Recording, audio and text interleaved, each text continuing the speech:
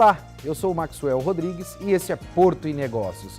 Hoje, diretamente dos estúdios da Santa Cecília TV, iremos debater assuntos importantes em relação aos portos do Brasil e principalmente em relação ao Porto de Santos. Para isso, recebo dois convidados extremamente importantes. O meu primeiro convidado é Leopoldo Figueiredo, ele é jornalista e também editor do caderno Porto e Mar do jornal A Tribuna. Leopoldo, obrigado pela presença, prazer ter você aqui. Eu que agradeço, um abraço a todos, o nosso público da TV Santa Cecília e a comunidade portuária de Santos e do Brasil também. O meu segundo convidado já possui uma cadeira aqui no nosso programa, é o nosso comentarista técnico, Matheus Miller. Matheus, obrigado pela presença. Obrigado, Leopoldo, Maxwell. Para iniciarmos o debate, vamos tratar em relação ao decreto 9.048, que foi assinado recentemente pelo ministro Quintela. Vou começar com você. Matheus, o que esse decreto hoje representa para a nossa comunidade portuária e também para todos os portos do Brasil? Maxwell, sendo um decreto, né, a primeira coisa que a gente tem que analisar é o instrumento e a sua abrangência. Ele é um decreto assinado pelo presidente da República, formulado através de um grupo de trabalho montado e coordenado pelo Ministério dos Transportes, Portos e Aviação Civil. E como um decreto, ele regulamenta a Lei 12.815 de 2013, que é a lei que hoje rege a exploração da atividade portuária. Então, é importante para o nosso telespectador saber que esse é um decreto nacional e que as novas regras agora impostas servem para o Brasil inteiro. O que ele representa? Ele representa uma atualização da regulamentação dessa lei, ok? Como ele é um decreto, ele é um ato do Poder Executivo que cabe para regulamentar a lei. A lei foi feita e vários dispositivos, então, implementam os direitos que aquela lei conferiu. No caso, nós temos inúmeras mudanças porque foi uma grande atualização. É importante dizer que o setor portuário, ele é o termômetro da economia. Ele não vive de si mesmo, ele vive dando abrigo ao crescimento de uma economia através das suas trocas internacionais do comércio exterior.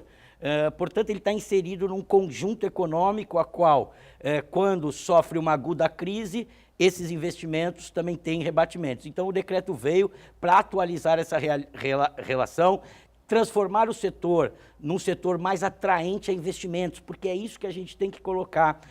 O poder público tem que entregar os investimentos para a iniciativa privada, mas de uma forma que seja atrativo. E o decreto, então, por exemplo, ao atribuir prazos de 70 anos para a exploração dos ativos portuários. São 35 mais 35. Exatamente. E com um ponto muito importante, a segunda etapa do contrato, dos 35 anos, ela pode ser agora fracionada. Por quê? Exatamente para poder acompanhar a evolução da economia.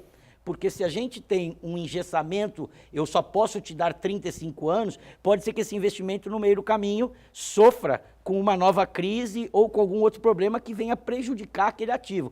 Então, foi uma proposta do setor empresarial de que a segunda etapa do contrato pudesse ser fatiada, pudesse ser, na verdade, repartida de acordo com a necessidade e os investimentos, porque é importante destacar que todas essas novas ferramentas, essa nova regulação, exige e vão gerar investimentos no país. Então, o decreto em si, ele regulamentou a lei e transformou o setor mais atraente aos novos investimentos e melhor para os investimentos que já estão alocados nos portos.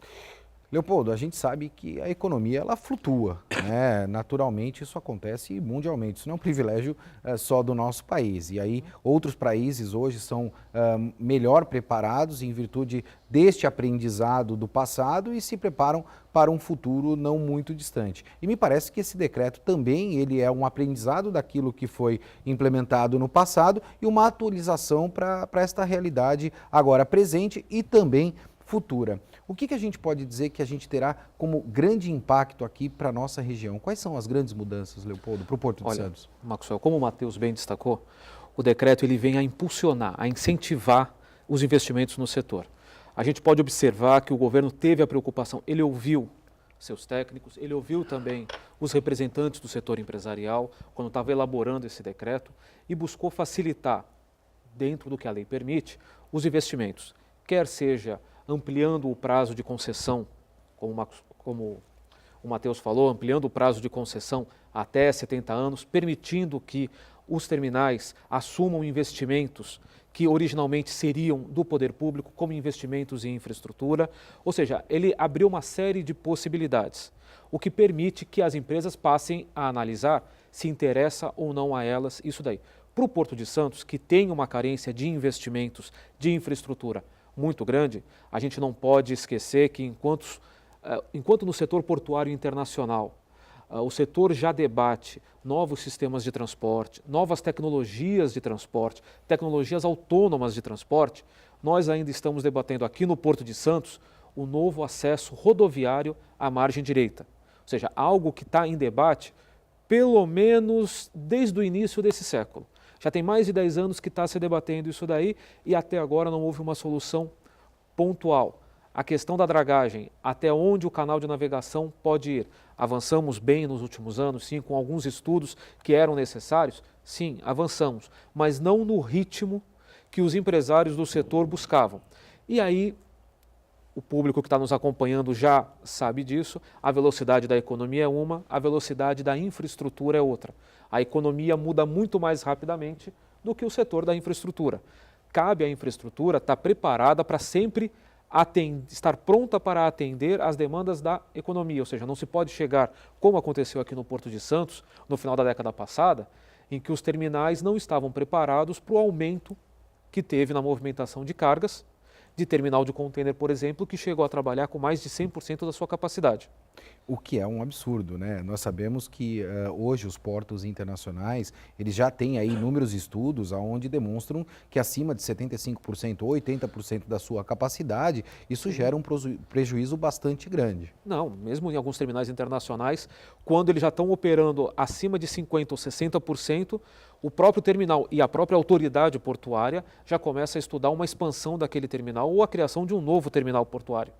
Mas isso daí também faz muito sentido numa realidade portuária, com uma cultura de planejamento mais fundamentada e também com recursos mais disponíveis.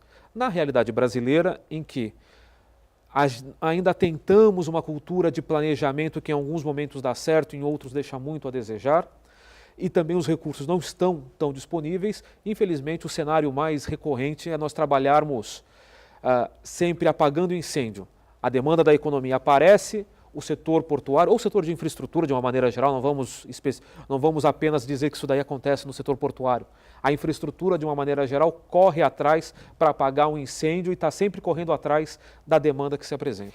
Quando a gente fala aí no decreto 9.048, a gente tem aí a contrapartida de investimentos que devem ser feitos aí pela própria iniciativa privada que vai ter a renovação dos seus contratos, que são os terminais hoje que nós temos não só no Porto de Santos, mas em outros portos também. Brasil todo. Mas não está faltando uma perna aí, não está faltando a perna da iniciativa pública para fazer os investimentos em infraestrutura, Sim. como por exemplo essa questão do acesso ao Porto de Santos? Eu só quero complementar rapidamente porque o decreto também mexeu no planejamento. O planejamento foi um ponto importantíssimo, uma discussão de 2 ou 3 reuniões entre o grupo de trabalho da iniciativa privada, formada por 4 entidades de classe, que se reuniram, fizeram uma coalizão, e isso representa 100% do investimento, do risco no país. Então, o planejamento foi ponto fundamental da nossa discussão e nós decidimos propor ao governo que o PGO, que foi o Plano Geral de Outorgas feitos em 2011, se não me engano, e atualizado constantemente, ele não seja mais considerado como uma peça vinculante.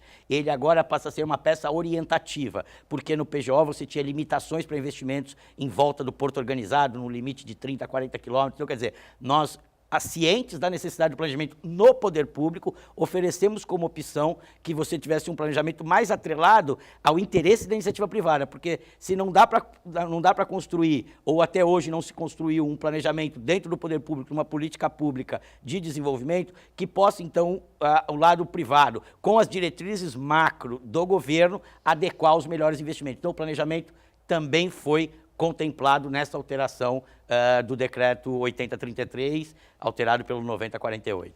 De uma maneira geral, o próprio governo federal, nos últimos anos, ele tem esboçado iniciativas interessantes de planejamento.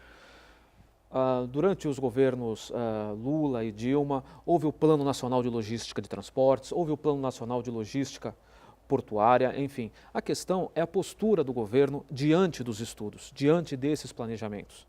As diretrizes estão postas, mas será que elas são seguidas? Será que efetivamente há uma continuidade ou estão sempre reavaliando, estão sempre encomendando novos estudos e as ações não saem efetivamente do papel? Só para o público ter uma melhor compreensão, o público às vezes não acompanha muito o setor portuário. No setor portuário, o que acontece dentro do terminal, a superestrutura, os equipamentos, escritórios, pátios, são de responsabilidade da concessionária, do arrendatário do terminal, da empresa que explora o terminal. Agora, acesso aquaviário, dragagem, acesso rodoviário, acesso ferroviário, toda essa infraestrutura é do poder público. Mais uma vez eu volto no exemplo... Com interferência do município, do Estado do poder e público, da federação. Do poder público de uma maneira geral, com todos os intervenientes, dos 3 níveis de poder. É que quando a gente fala em poder público, Leopoldo, Às eu vezes a sempre gente gosto de pensa mencionar só- as 3 esferas, porque por mais que o poder público talvez seja uma única pessoa, e se a gente pode tratar desta forma, nós temos aí Sim. 3 departamentos ou 3 intervenientes dentro deste processo que muitas vezes não se entendem, não é isso, Léo? Exato. O Porto de Rotterdam, nos últimos anos, concluiu a segunda fase do seu projeto de expansão, o Maasvlakte 2, que teve um debate, só saiu do papel após um debate de mais de 10 anos com a comunidade, com autoridades ambientais. Porém, a partir do momento em que se debateu com a comunidade, que se debateu com a municipalidade, com toda a região, com o governo federal, se estabeleceu um planejamento para aquele empreendimento, ele é iniciado e ele sai. Isso daí, infelizmente, no Brasil, a gente repara que o cenário não é esse.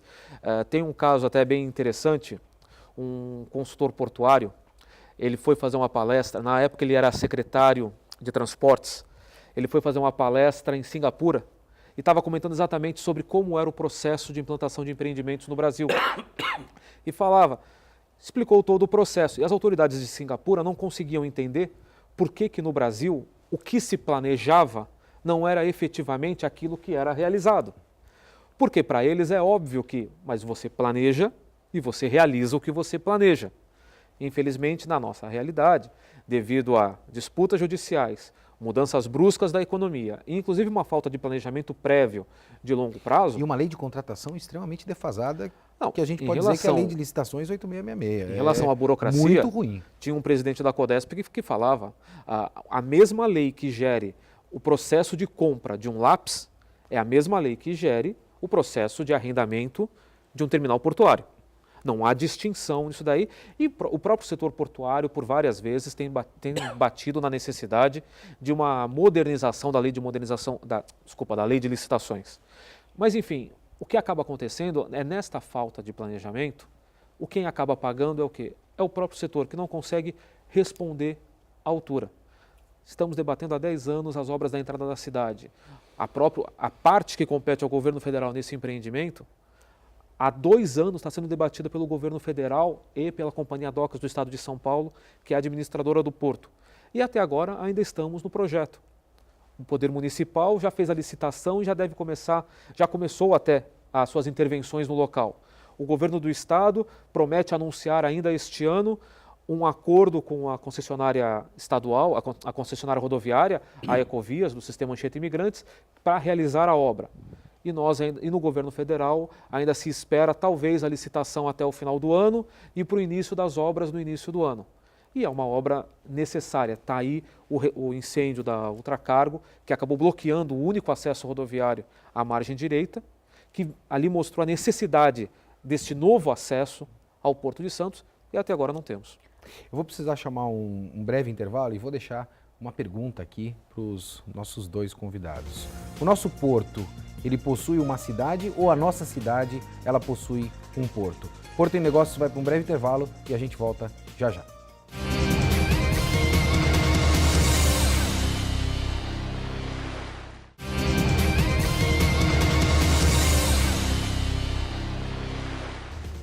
Estamos de volta com Porto e Negócios, eu sou o Maxwell Rodrigues e hoje, aqui nos estúdios da Santa Cecília TV, recebo Leopoldo Figueiredo, jornalista e editor do Caderno Porto e Mar, e o nosso comentarista técnico, Matheus Miller. No último bloco, eu deixei uma pergunta para os nossos dois convidados e quero que os dois coloquem o seu posicionamento nesta questão em relação ao nosso porto. O nosso porto possui uma cidade ou a nossa cidade possui um porto? Léo, qual a tua opinião? Se eu posso chamar de Léo. Claro, por favor. Na verdade, eu vou fugir um pouco da resposta. Não é nenhuma coisa nem outra. Na verdade, o complexo urbano, as cidades da Baixada Santista contam com um complexo portuário e o complexo portuário tem como base toda a região da Baixada Santista. Não se fala nem de uma cidade. Quando se fala da cadeia de negócios do Porto de Santos, está se falando, analisando apenas aqui na região, está se falando de pelo menos, somente a zona primária, que é aquela zona onde tem cais efetivamente, de 3 municípios, Santos, Guarujá e Cubatão. Se formos analisar ainda a zona retroportuária, englobam ainda mais municípios e até municípios de fora da região. Mas sobre a integração Porto-Cidade, na verdade são duas entidades que vivem em paralelo e só conseguem se desenvolver e só vão conseguir se desenvolver através de uma simbiose bem harmônica. Não é possível considerar o porto crescendo e as cidades não, assim como não é possível considerar as cidades crescendo e o porto não.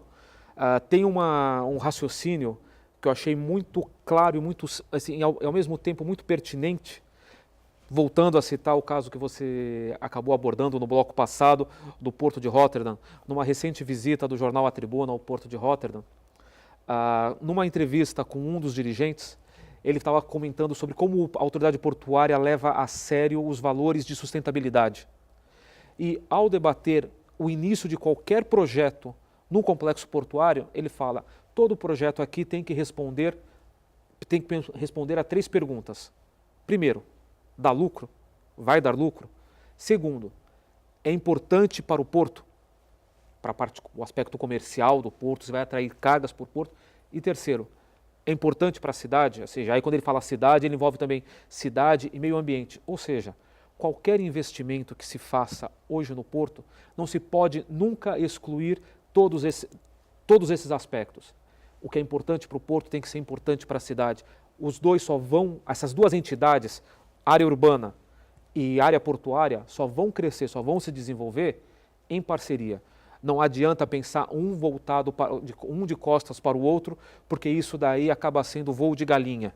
Não há um desenvolvimento contínuo. Mas a gente percebe, Matheus, que a representatividade municipal ela é bastante nula dentro deste processo. A gente não vê aí uma atuação bastante firme aí da municipalidade de todas essas cidades que nós mencionamos. E aí a gente tem um conflito aí com outras entidades, a gente percebe aí que existe interferência de inúmeras associações que muitas vezes também querem de alguma forma ter uma interlocução e é por isso que eu provoquei este debate. E também eu vou associar aí a todo o questionamento e a posição do Leopoldo, algo que eu aprendi também lá no Porto de Rotterdam com uma das autoridades, quando eles estavam fazendo a expansão do Porto de Rotterdam. E aí eu questionei esta autoridade, eu disse a ele, mas por que vocês estão expandindo? Você já não tem aqui um volume significativo de terminais privados? E aí, Matheus, foi engraçado porque ele me fez essa menção. Ele me disse, Maxwell, o papel da autoridade portuária é disponibilizar espaço. O quão mais concorrentes eu tiver e o quão mais sadia for esta concorrência, melhor será a eficiência portuária. Isto é uma verdade, Matheus? Olha, Maxwell, eu acho que sim, porque tem um conceito por trás. O Porto de Santos, ele é o porto que está instalado na região da Baixada Santista, ele dá referência nacional a essa região. Ele é um porto do país. Ele não é um porto da cidade. E essa é a visão que deve se ter. Temos que separar um pouquinho as coisas para depois, conjuntamente, mas o regramento portuário ele não é nacional, Matheus? Não querendo te interromper. Muitas vezes a gente tem um regramento, e esse regramento que vem por parte do governo federal é um regramento portuário nacional. E aí nós temos aí a particularidade dos portos no Brasil. O Porto de Santos ele tem aí a sua particularidade muito diferente, por exemplo, do Porto em Belém. A gente conhece, sabe como é a infraestrutura lá, ele tem um viés muito mais focado em commodities do que na relação do container, e aí a gente tem um regramento único único federativo. Será que municipalizar os portos e individualizar os problemas não seria uma saída? Olha, Maxwell, essa é uma questão bastante interessante. Ela tem o seu grau de complexidade e precisa ser analisada em partes. Um porto tem um objetivo, fornecer infraestrutura ao comércio exterior. O comércio exterior tem outro objetivo, que é fomentar a indústria, o consumo e os serviços e movimentar e construir produto interno bruto de um país, ok? Então, como é que você concilia esses interesses? Se um porto, a regulação, a lei tem que ser nacional, né? Porque você tem 34 portos públicos, você tem 170 terminais privados espalhados pelo Brasil todo. Só que a lei tem que prever a transferência de responsabilidades e de planejamento para os órgãos locais, que é, por exemplo, a participação do Conselho de Autoridade Portuária, que sofreu uma mudança grande e que tem uma função na questão de governança, porque a gente tem que olhar os portos também com visão de governança. Como é que se define os investimentos daquele porto? Então, eu acho que a palavra, por que eu disse que é interessante e complexo? Porque quando a gente fala municipalizar, você fala, o que vai municipalizar? Vou jogar, quem vai fazer a regra é cada município? Não, não pode ser não fazer a regra, mas o município tem que ter assento permanente, e o Estado também, nas ferramentas de planejamento. Você nunca pode, porque senão uma lei de uso e ocupação do solo pode chocar com o interesse de uma diretriz de uma política pública nacional. Então a gente tem, cada ente da federação, seja União, Estado e município, tem os seus instrumentos de organizar o seu solo, de organizar a sua cidade. Então isso tem que estar harmônico e conjunto. O que eu acho que seria uma forma de você, por exemplo, né? Um exemplo seria você trazer o município para dentro da autoridade portuária, trazer a iniciativa privada para dentro da autoridade portuária, fazer uma autoridade portuária que seja paritária, vou chamar assim para a gente entender, e mais que ágil. tenham... Não, agilidade também é algo que a gente muito fala, a gente falou da lei de licitações, mas quando se tem o interesse, né, e o objetivo de se fazer aquela licitação, você consegue, tanto que a gente fez. Tá? Então, essa questão de desburocratizar o ingresso de investimento, isso o país já está melhor do que anteriormente. Isso não precisa do município, você entende? Precisa do município no planejamento, precisa do Estado. Por quê? É um porto que está numa cidade, num estado que atinge o Brasil inteiro. Como eu falei, ele leva a região da Baixada Santista para o Brasil todo. É o porto do Brasil. Ou seja, Matheus, só acompanhando a tua linha de raciocínio, é importante para o poder público, o poder estadual, o poder municipal, estar presente na gestão do porto, mas no aspecto de planejamento, ou seja, definir as linhas de desenvolvimento daquele complexo. Exato. Que o dia a dia, que a operação seja mantida dentro de uma empresa e de uma empresa com um aspecto cada vez mais privado. E aí quando eu falo de um aspecto cada vez mais privado, uma empresa como a Codesp que tenha cada vez mais condições de ter uma velocidade e um tempo de resposta que demanda a iniciativa privada. Hoje, infelizmente, devido a amarras legais, culturais, a gestão portuária no Brasil, de uma maneira geral, não demonstra a velocidade que se exige. Nos mais variados portos, o que se vê são autoridades portuárias, por exemplo, que têm um arcabouço legal que permite a elas dar resposta ao mercado na velocidade. São praticamente empresas privadas. Leopoldo, você esteve em Nova York, no porto de Nova York, em New Jersey. Sim. Fazendo um comparativo e utilizando desse gancho que você está mencionando agora, qual é a diferença em relação às autoridades portuárias que nós temos lá, na questão de gestão, para o Porto de Santos? Bom, vamos, em primeiro lugar, partir do princípio que a gente está trabalhando com um outro arcabouço legal. São outras leis de um outro país. Mas a Autoridade Portuária de Nova York e Nova Jersey, que é uma autoridade portuária centenária, ela, na verdade, é uma empresa de controle público, mas ela opera como uma empresa privada. A Autoridade Portuária de Nova York e Nova Jersey, ela investe em construção civil. Para quem não sabe, o World Trade Center, que foi vítima dos atentados de 11 de setembro, era uma propriedade da Autoridade Portuária de Nova York e Nova Jersey. Em alguns dos andares das duas torres, havia escritórios e entre as vítimas havia funcionários da Autoridade Portuária de Nova York e Nova Jersey.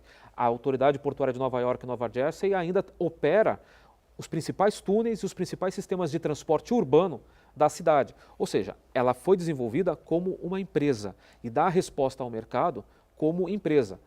Também às vezes pode ter alguns problemas? Pode. No ano passado, quando eu estive lá, um dos ex-dirigentes da Autoridade Portuária de Nova York e Nova Jersey estava sendo processado por corrupção, por desvio de recursos da própria Autoridade Portuária. Enfim, não é pelo fato de ter uma modalidade mais próxima do setor privado ou mais próxima do setor público, que está livre das suas eventuais mazelas.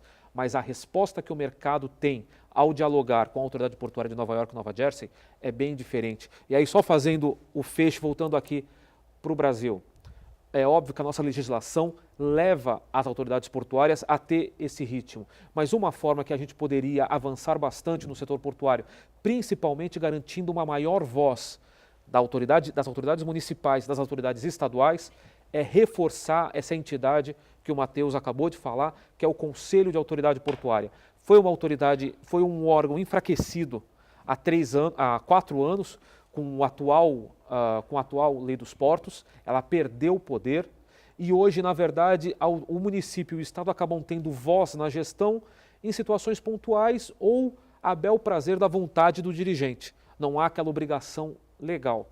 Não estamos defendendo aqui levar a burocracia municipal para dentro do porto. Não se trata disso. Mas os representantes da comunidade, eles têm que ter voz no desenvolvimento do porto. Paridade deliberativa. Exatamente. Eu acho o seguinte, o tema Conselho de Autoridade Portuária, ele expressa bem o que eu disse da complexidade. Você tem um porto federal numa cidade municipal com negócios privados dentro. Ou essa turma senta numa mesa, ou senta todo mundo na mesa para olhar o futuro, o presente e o passado, ou isso... Que é o fortalecimento da interlocução. É governança. E com um detalhe, com os seus acessos administrados pelo governo estadual. Sim, então veja bem, a teia complexa se envolve para desenvolver um porto. Isso foi uma opção que se fez há muitos anos. O Porto de Santos vai ser o porto do país, né? Para o grande estado que tem por trás dessa região, o porto era muito necessário. Então, se fez essa opção e agora a gente precisa, como vem se fazendo, buscar os melhores modelos para ter essa complexa rede de interesses, estruturas, competências, atribuições, trabalhando de forma harmônica.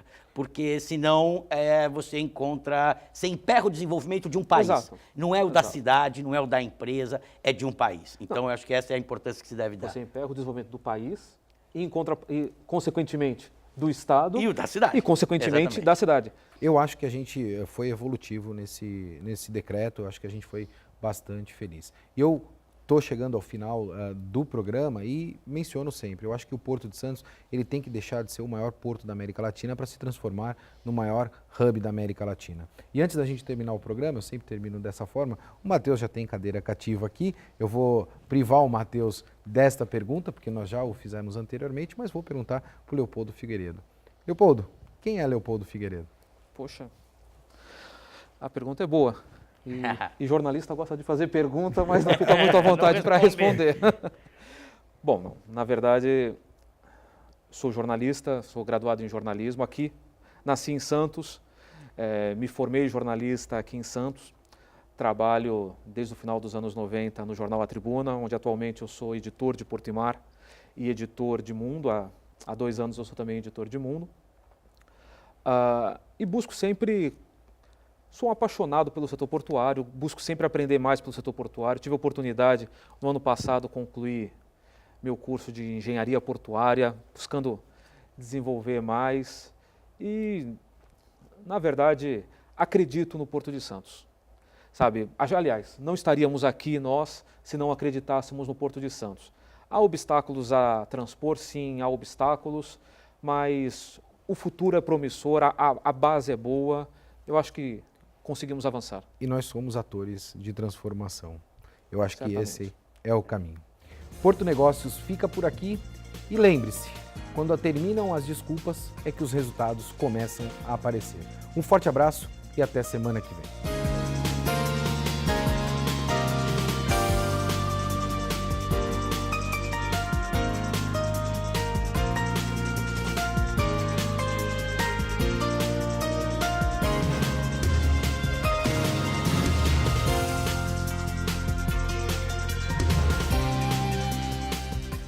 Porto e Negócios. Apoio Brasil Terminal Portuário. Acreditar e